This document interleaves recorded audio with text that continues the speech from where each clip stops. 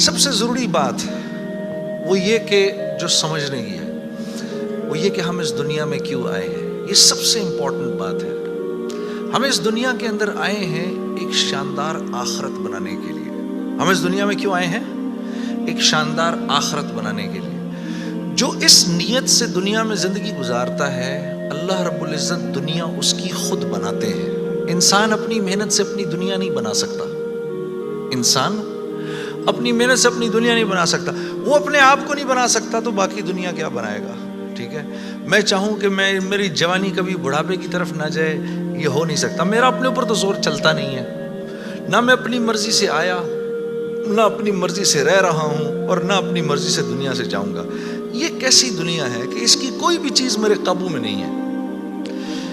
आप यहाँ रहते हैं, मैं कराची में रहता हूँ, कोई लाहौर में रहता है, कोई पिंडी में रहता है, और आपको पता है कि यहाँ आप अपनी मर्जी